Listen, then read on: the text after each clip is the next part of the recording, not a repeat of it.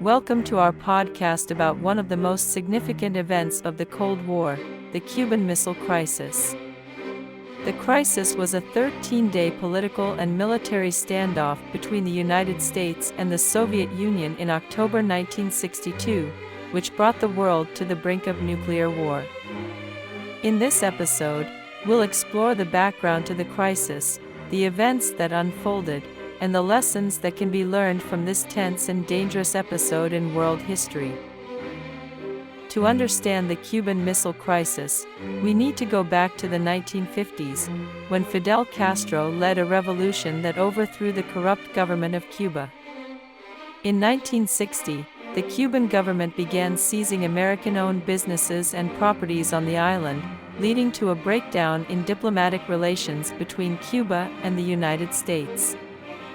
This was further complicated by the Bay of Pigs invasion in April 1961, when a group of Cuban exiles backed by the United States attempted to overthrow the Cuban government but were defeated by Castro's forces.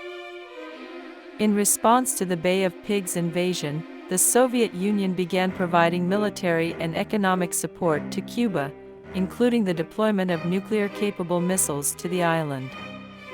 The United States had already deployed nuclear missiles in Turkey and Italy, which posed a direct threat to the Soviet Union.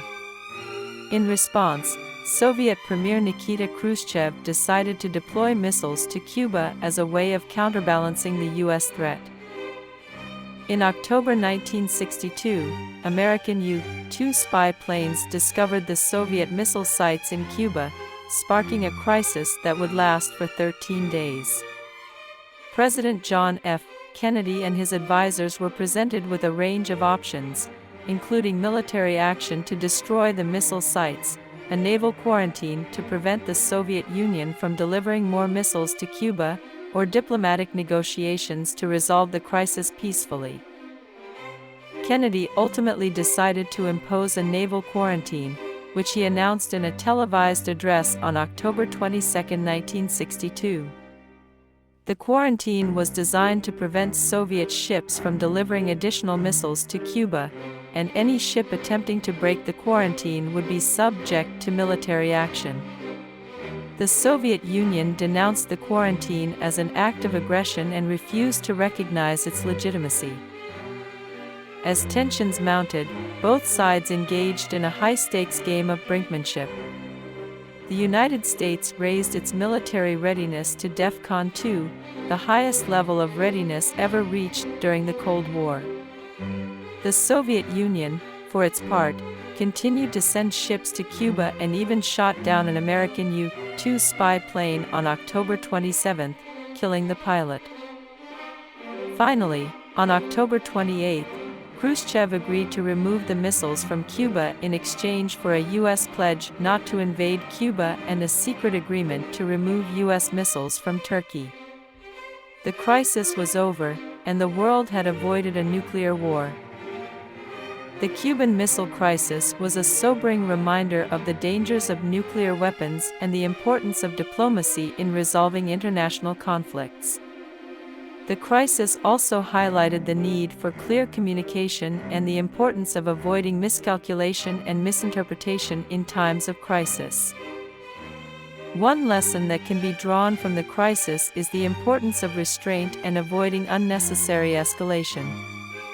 Kennedy and Khrushchev both recognized the potential catastrophic consequences of a nuclear war, and both were willing to compromise to avoid that outcome. As historian Graham Allison has noted, the crisis was a classic case of a situation in which the risks of going to war were greater than the rewards. Another lesson is the importance of diplomacy and communication in resolving international conflicts. Despite the potential for disaster, President Kennedy decided to implement a naval blockade around Cuba to prevent further Soviet shipments of missiles. On October 22, 1962, Kennedy announced the naval blockade in a televised address to the American people. He also made it clear that any attack on the United States from Cuba would be viewed as an attack by the Soviet Union and would be met with a full retaliatory response. The Soviet Union initially saw the blockade as an act of aggression and vowed to break through it. The U.S. military was put on high alert, and nuclear bombers were sent to bases in the southeastern United States. As tensions mounted, Soviet ships carrying missiles approached the U.S. naval blockade. On October 24, U.S. ships attempted to stop a Soviet tanker, but it was able to slip through and reach Cuba. The next day, a U.S. reconnaissance plane was shot down over Cuba, and the pilot was killed. The U.S. responded by launching a series of low-level reconnaissance flights over Cuba to gather more information about the Soviet missile sites. These flights were often met with resistance from Cuban forces, but the U.S. continued to press on.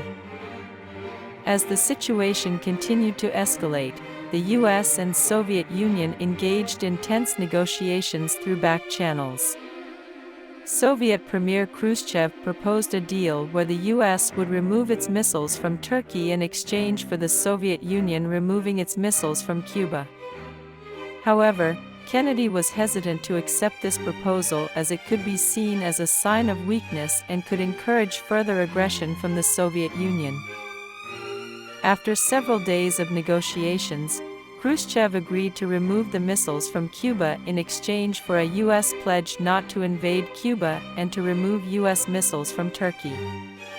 The crisis had come to a peaceful resolution, but it had been a close call for the world. The Cuban Missile Crisis had a significant impact on international relations and nuclear policy. It demonstrated the potential for a nuclear war and the need for arms control measures to prevent such a catastrophic event. The crisis also highlighted the importance of communication and diplomacy in resolving conflicts between nations.